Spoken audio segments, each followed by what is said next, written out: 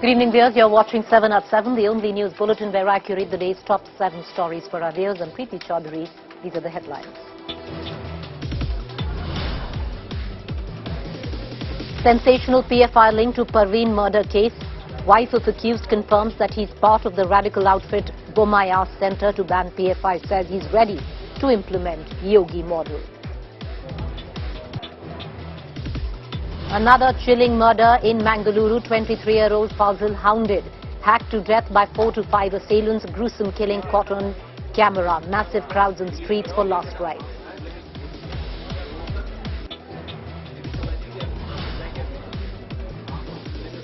PFI terror plot unravels. India Today accesses documents which reveal how the radical outfit launched multiple wings to evade agencies and radicalize youth for anti-India activities.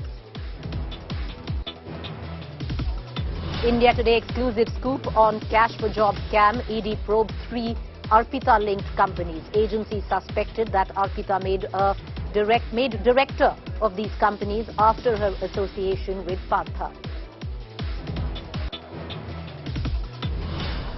It's a showdown over Rashtrapati jibe in Parliament. Smriti Irani meets President Murmu as Adhir Ranjan seeks time to meet her and apologize. Congress leader says it was a slip of tongue, accuses BJP of making a mountain of a molehill. Delhi High Court issues notice to Congress leader Jairam Ramesh, Pawan Khera and Natta D'Souza in a defamation suit by Smriti Irani, asking them to remove defamatory tweets in illegal background. Indian Air Force to retire MiG-21 squadron in Srinagar by September end. All planes to be phased out by 2025. This a day after trainer jet crashed in Barmer, claiming 2 pilot lives.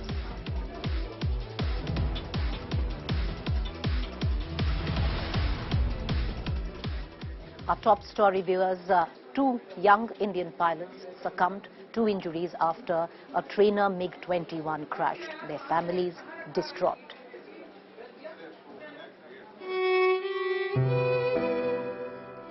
Wing Commander Mohit Rana, 36 years old. Flight Lieutenant Advitiya Bal, 26 years old.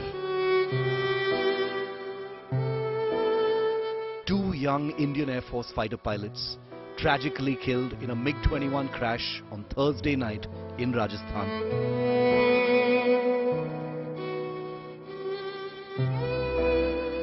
Hailing from Mandi, Himachal Pradesh, Mohit was flight commander at his fighter squadron.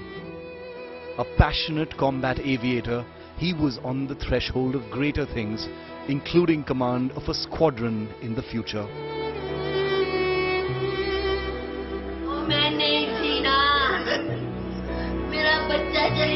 The younger of the 2 pilots, Advitiya, had joined the squadron just a few weeks ago. His final flight was a training sortie with his senior.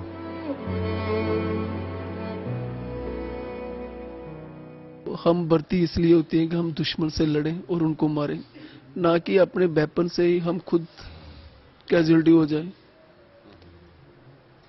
और मैं भारत सरकार से यही appeal करता हूं, please sir, ये MiG-21 अब sir बंद कीजिए। इन गरीब बच्चों की और जान मत लीजिए सर। मेरी यही आगे उनके आगे अपील है सर, बंद कीजिए sir please. It is not known yet why their MiG-21 crashed into the ground near Barmer. A question only a full crash investigation can answer. The 2 young pilots, their lives cut so painfully short, are only the latest statistics in a 6-decade history of India's longest-serving fighter plane. Mohit and Advitiya join over 400 Indian Air Force pilots who died in crashes of the MiG-21 over the last 6 decades.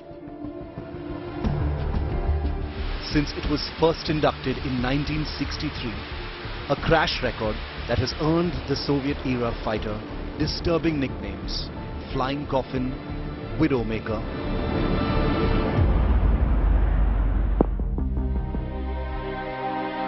The cycle of crash and tragedy is an endless one. Accidents will happen, say experts, especially in the high-risk business of combat aviation. While that's definitely true, does anything justify keeping fighter jets that are all but vintage in the air?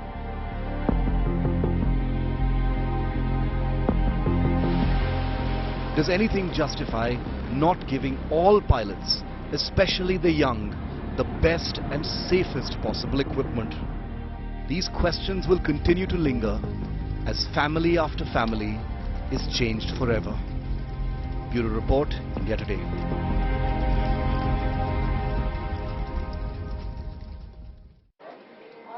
Viewers, I'm going to bring in our senior executive editor, Shiv Arur, on this tragedy. Shiv, the fact that the trainer MiG-21 crashed is a matter of investigation, what happened.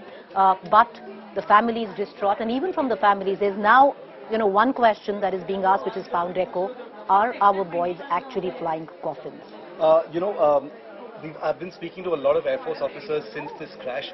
It's absolutely unacceptable, Preeti, that even a fighter like the MiG-21, that's been in service for so long should be crashing, because these aircraft are technically fit to fly before every flight, before pilots climb into the aircraft. They've got ejection features, so under no circumstances should pilots have to actually go down with the jet.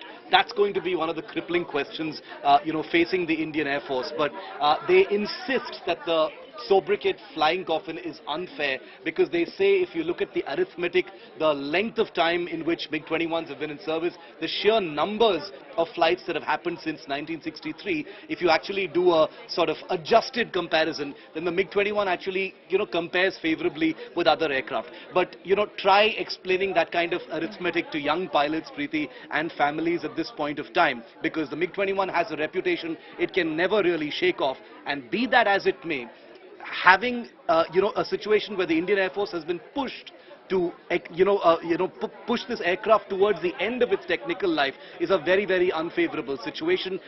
Today on India Today, in fact, a former air chief admitted that he would have liked to phase out the MiG-21s much, much earlier, but because of politics, because of delays in indigenous projects, they've simply got no choice. Shiv, I'll take off from what you said, right at the end. And one quick question. The fact that the arithmetic is because they've been longest in service also point to the fact that they should have been retired. Absolutely. If we had replacements, when would have these jets been retired? What was the time frame that we're looking at? And in terms of just pilots who've been killed in crashes, unexplained crashes, human error, technical error, how many deaths have we had? No later than the mid-2000s is when the MiG-21s should ideally have been retired by most accounts, Preeti. But, India has a notorious procurement procedure, that has been, world famous for years for being extremely slow, extremely piecemeal, extremely ad hoc. It has bedeviled forward planning of the Indian Air Force. The fact that the indigenous Tejas fighter aircraft, has had its own crippling delays. That was supposed to be the main replacement for the MiG-21, Preeti. So, all of these have compounded things. Politics over procurements like the Rafale and many others in the past as well have made the entire system extremely vulnerable and extremely sensitive about large-scale acquisitions. And those are many of the reasons why the MiG-21 has not been replaced yet. The replacement hasn't arrived yet, and it actually isn't even in sight. That's the scary part.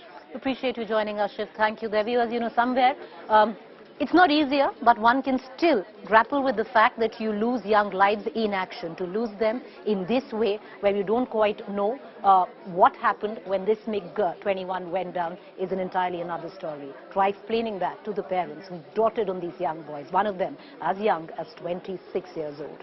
With that, I want to shift focus to the other big developing story that we've been tracking in the state of West Bengal. Partha Chatterjee's aide today, in abject theatrics, broke down Arpita Mukherjee when she was taken to the hospital. This is what happened.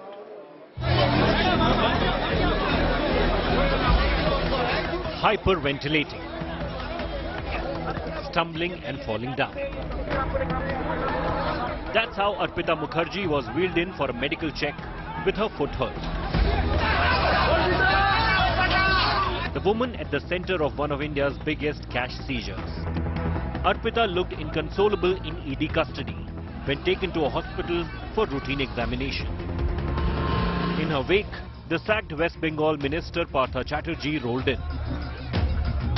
shouting conspiracy on the wheelchair ramp. This as piles of money, so far around 50 crore in total, plus gold, forex and a trail of assets tumbled out of his female friend's home. Not the tip of the iceberg, the stack upon stack of banknotes seen so far hauled from her properties could just be a mere speck. At least 3 companies linked to Arpita Mukherjee are now under ED investigation for suspected money laundering. These documents accessed by India Today is a proof that a firm linked to Arpita Mukherjee was involved in property deals. Sources within the Financial Probe Agency have told you channel that Arpita Mukherjee was not only involved in laundering of money for suspended TMC Minister Partha Chatterjee by way of routing cash money, but also through multiple property deals. Now 3 firms linked to Arpita Mukherjee are under scanner of Enforcement Directorate. Investigators also on the lookout for 4 cars missing from the apartment of the former model. They include an Audi and a Mercedes Benz. The school job scam in West Bengal has claimed its first scalp. Partha Chatterjee has lost his portfolio and party positions in the ruling TMC. But the scandal has just deepened as investigators lift the lid, one after the other, on a secretive trove of unaccounted wealth, shady companies and estates. With Munish Pandey in Delhi and Indrajit Kundu in Kolkata, Bureau Report, India Today. All right, viewers, let's shift focus right now to Karnataka. Calls to ban the PFI in Karnataka or all over India has once again resurfaced at the back of a BJP Yuva Morcha member being killed. Chief Minister Bommai once again has raised the demand to ban PFI. What he's also said, he's very okay to adopt the Yogi model.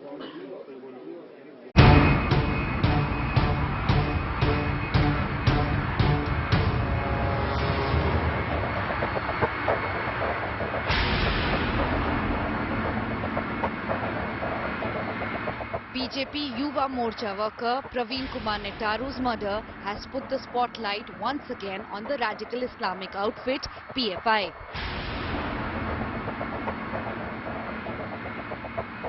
Out of the 2 accused who have been arrested, Shafiq's wife has confirmed that they were the part of the Popular Front of India.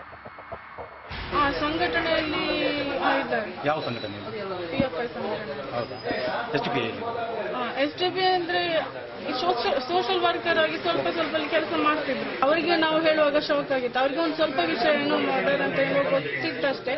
ನಾವು ಹೇಳಬೇಕಾದ್ರೆ ಅವರ ಅಂತ shock ಆದ್ರು. ಅವರು ಕೂಡ ವಿಷಯ ಏನು ಅಂತ ಕರೆಕ್ಟ್ ಗೊತ್ತಿರಲಿಲ್ಲ. With the PFI link emerging, chorus is growing to ban the group. At the back of anger and outrage over Praveen's killing, Karnataka Chief Minister Basavaraj Bommai met his family in Bellary. Bommai reiterated his demand to ban the PFI. He has also announced that a new anti-terrorism squad will be set up to tackle the menace of such groups.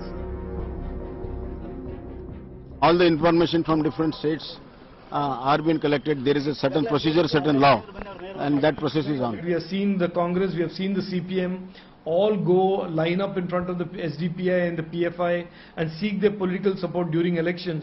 That nexus of political parties supporting these violent organizations or these organizations with violent ideologies must be dismantled, and must be dismantled with the effective use of the Indian law.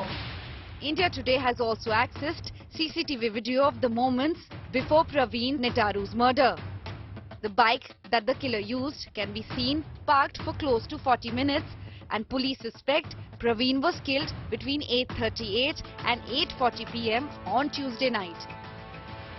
Bureau Report, India Today. Viewers, a third chilling murder has now been reported from Mangaluru. This time, 23-year-old cousin was hacked to death. Nobody knows who was behind the murder, unidentified till now, but throngs of people came in support when the funeral procession of Fazil happened.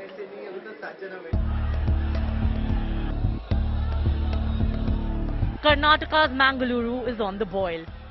3 chilling murders in the past 8 days. 23-year-old Fazil hacked to death on Friday. BJP youth wing leader Praveen Netaru hacked to death by bike-borne assailants on Tuesday. 18-year-old B. Masood killed by 8 persons in a road rage case on 21st July. While Mangaluru is known to be communally sensitive, this is a shocking new low for the coastal district of Dakshin Kannada. This shocking CCTV footage shows the gruesome murder of 23-year-old Fazil, who was hacked to death with machetes by an unidentified group in Surthakal, on the outskirts of Mangaluru on Friday. Fazil was immediately shifted to a hospital where he was declared dead. 13 people have been detained for Fazil's murder. Cops say the motive behind the incident and the identity of the culprits are being investigated. We have got there is CCTV footages. We have to check all the CCTV footages in and around the area, and there is one vehicle which has been used for the purpose of commission of offence. So that vehicle may give us some lead, and we are sure that we'll crack the case very soon. Keeping in view the sensitivity of the situation, police have imposed prohibitory orders around the area. Yesterday evening at about 8 o'clock this incident has taken place. Since then 2 of our teams, technical teams and investigation teams, they are looking into zeroing upon who possibly would have done it. And we are largely concentrating on this cremation part because it is a very sensitive place and we do not want any untoward incident to happen. Meanwhile, former Congress MLA Mohiuddin Bawa claims Fazil's murder is in retaliation to Praveen's murder, who was killed on 26 July. ಅವನ ತಂದೆ screen ನೋಡುವಾಗ ಹಳೆ ಗ್ರಜ್ಜಿನ ವಿಷಯ ಅಂತ ಕಾಣ್ತಿಲ್ಲ. ಇದು ನಿನ್ನೆ ಆದ ಕೊಲೆಗೆ ಒಂದು ಪ್ರತ್ಯುತ್ತರವಾದಂತಹ ಒಂದು ಕೊಲೆ ಅಂತ ಹೇಳುವಂತಹ ಒಂದು ಮಾತು ಕೇಳ್ತಾರೆ. Karnataka Chief Minister Bommai says he'll soon implement UP model in states to counter rising hate crimes. Ex-Chief Minister H.D. Kumaraswamy has lashed out at Bommai. I've instructed ADGP Law and Order to stay there and see that prompt action is taken. For us, all incidents are equal, all murders, all life of the people are same to us. So we want to take strict actions on all the 3 cases. As and when required, whatever is necessary within the frame of law, we will do all actions. It might be UP model or Karnataka model. ಏನು ಯೋಗಿ ಏನು ದೊಡ್ಡ ಇದು ಅಲ್ಲೋದ್ರೂ ಗೊತ್ತಾಗುತ್ತೆ. ಅಲ್ಲಿ ಏನು ಮಾಡ್ತಾವ್ರು ಯೋಗಿ ಏನು ಮಾಡಿದ್ದಾರೆ ಅಂತ ಅಲ್ಲಿ ಗೊತ್ತಾಗ್ತದೆ. ನಾನು ಇಲ್ಲಿ ಚರ್ಚೆ ಮಾಡೋಕ್ಕಾಗಲ್ಲ. ಬುಲ್ಡೋಸರ್ ನಲ್ಲಿ ಏನೇನು ಮಾಡ್ಕೊಂಡವ್ರೆ, ಯಾರ್ಯಾರ ಹಣ ಬರಗಳು ಏನಾಗಿದೆ ಅನ್ನೋದು ನಾನೀಗ ಚರ್ಚೆ ಮಾಡಲ್ಲ. ಆದ್ರೆ ಕರ್ನಾಟಕದಲ್ಲಿ ಆ ಸಂಸ್ಕೃತಿ ತಂದ್ರೆ ಕರ್ನಾಟಕದಲ್ಲಿ ಬಿಜೆಪಿ ಬುಡು ಸಮೇತ ಕಿತ್ತು ಈ ನಾಡಿನ ಜನತೆ ಕಿತ್ತೆಸಿದ್ದಾರೆ. The PFI has accused Bommai of trying to please the Sangh Parivar. The statement of the Chief Minister of Karnataka regarding implementing something called as the Yogi model in Karnataka is nothing but signs of him trying to appease the Sangh Parivar and appease the Sangh Parivar workers. Everyone has seen the visuals of how the Sangh Parivar workers are upset with the BJP, and that is the reason we see that at a time when the Chief Minister should talk about peace and harmony, he is trying to please the Sangh Parivar with such statement. Karnataka Chief Minister Bommai, who has announced the setting up of an anti-terror cell to handle such communal flare-ups, has handed over Praveen Netaru's probe to the NIA. Organized crime ಮತ್ತು ಅಂತರರಾಜ್ಯ ವಿಚಾರ ಇರಲಿಕ್ಕಿಲ್ಲ.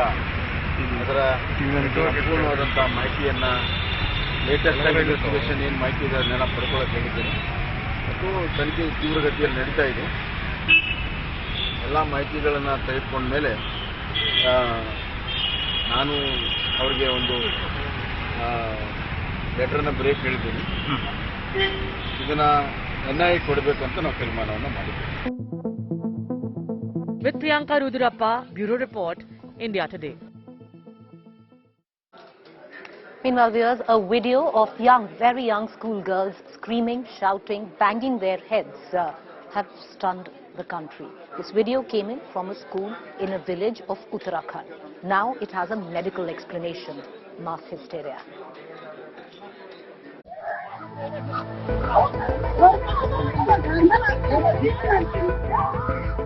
This video of young girls weeping inconsolably has sent shockwaves. The video is from a government school in Bageshwar in Uttarakhand, where girls are seen banging their heads, crying, almost like they're mourning a death.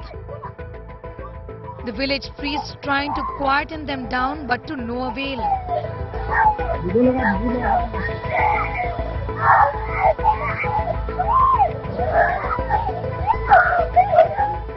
Medical officer says this is a case of the kids being fearful and possibly hungry. This could be the reason behind the mass hysteria being triggered.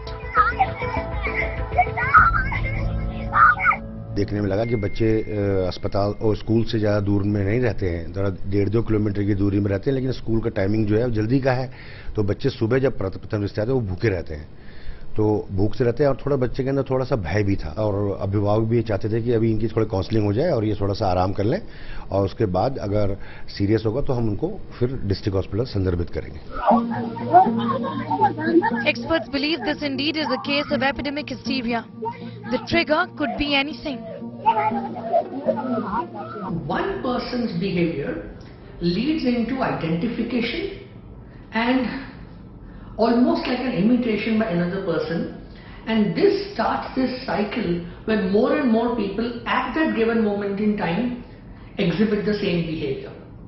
This could be triggered by some stress, it could be triggered by something happening in these people's lives, it could also be something related to what their core belief systems are or what they've observed in people around. So what exactly is mass hysteria?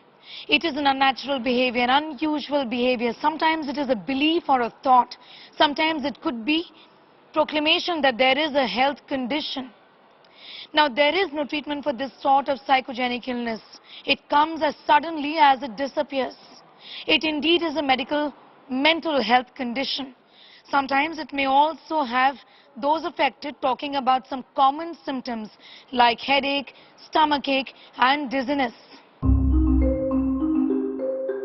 Mass hysteria, also called epidemic hysteria or MPI, mass psychogenic illness, has been reported for hundreds of years.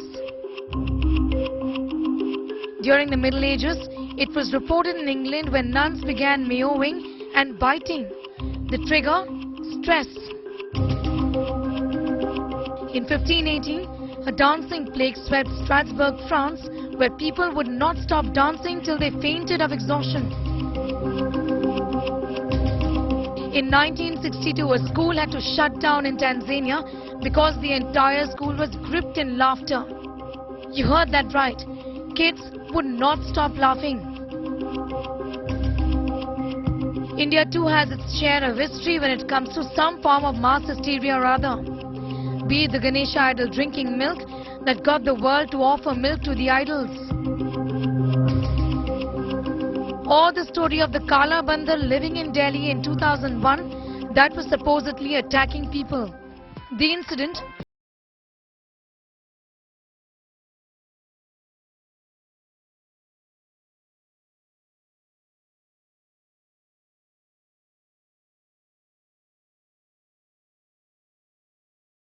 delusions are not new, and the case of girls crying in Bageshwar, also experts say, is exactly that.